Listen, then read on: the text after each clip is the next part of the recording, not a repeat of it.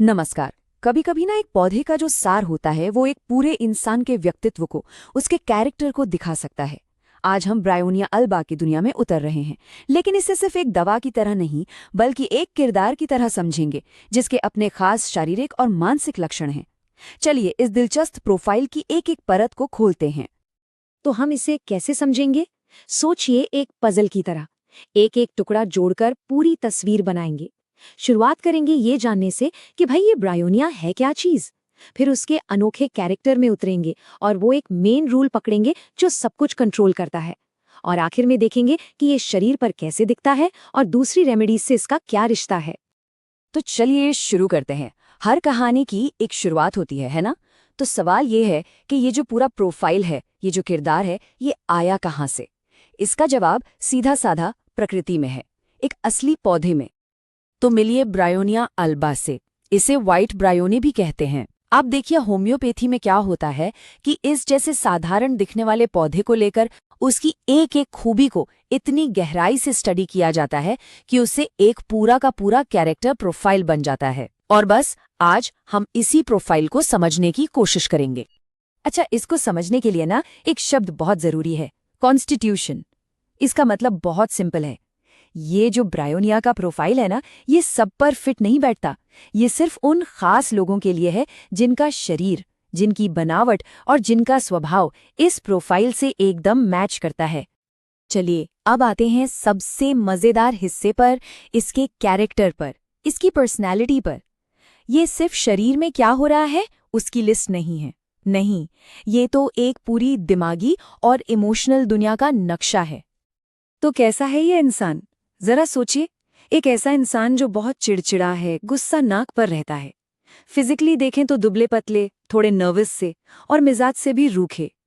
और एक बहुत ही खास बात, उनका दिमाग 24 घंटे काम में लगा रहता है। मतलब वो जब भी बात करेंगे अपने बिजनेस की ही बात करेंगे। और इनके मिजाज की एक और परत है, बड़ी दिलचस्प। ये एक ऐसा इंसान है जिसे खुश करना, आप कह सकते हैं, लगभग नामुमकिन है। वो कोई चीज़ मांगेंगे और उन्हें वो तुरंत चाहिए, लेकिन जैसे ही आप वो चीज़ लाकर देंगे ना, वो मना कर देंगे। ये क्या दिखाता है?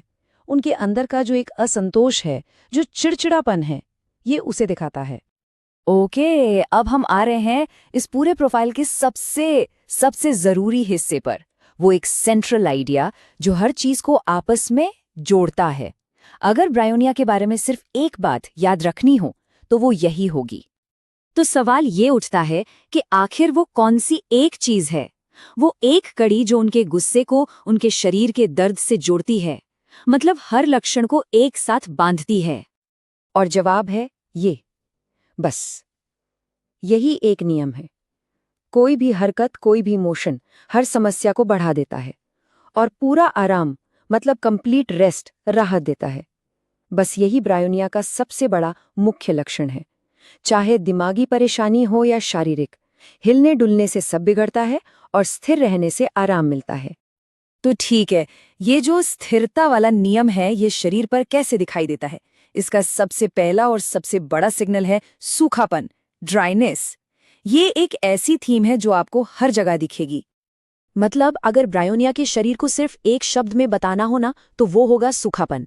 शरीर की जो भी म्यूकस मेम्ब्रेन्स होती हैं, मतलब जो गीली सतहें होती हैं, उन सब में एक गहरा रूखापन आ जाता है। और ये ड्राइनेस हर जगह नजर आती है। होंठ और जीभ एकदम सूखे फटे हुए, खांसी भी सूखी और बहुत तकलीफ देने वाली।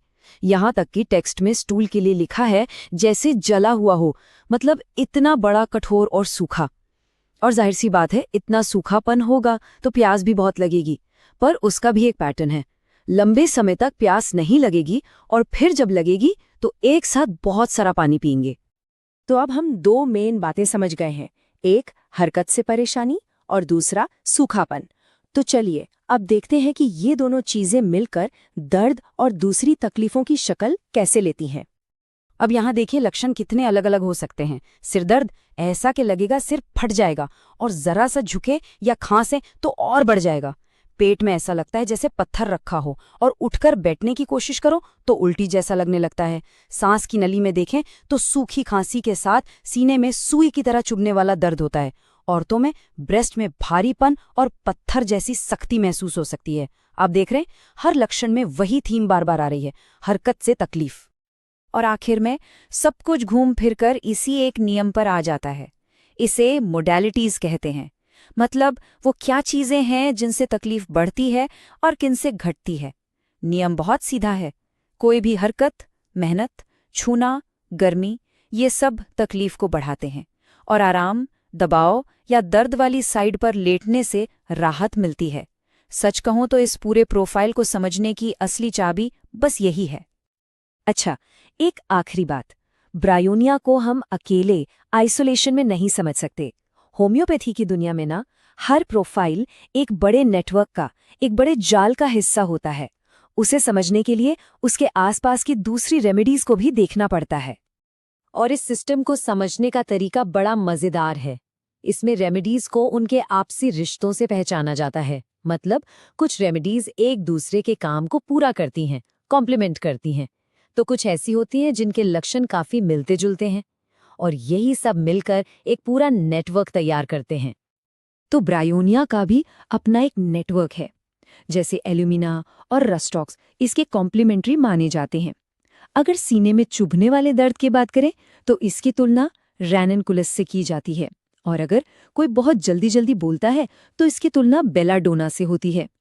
तो इससे पता चलता है कि ये कोई एक अकेली तस्वीर नहीं है, बल्कि एक बड़े जुड़े हुए सिस्टम का एक जरूरी हिस्सा है। और ये पूरी बातचीत हमें एक आखिरी सवाल पर लाकर छोड़ देती है। जरा सोचिए, जब हम एक पौधे की खूबियों को लेकर उसे एक इंसान जैसा किरदार दे देते हैं, एक पूरा आर्केटाइप बना देते हैं, तो ये हमारे अपने मन और शरीर के गहरे कनेक्शन के बारे में हमें क्या सिखाता है ना सोचने वाली बात।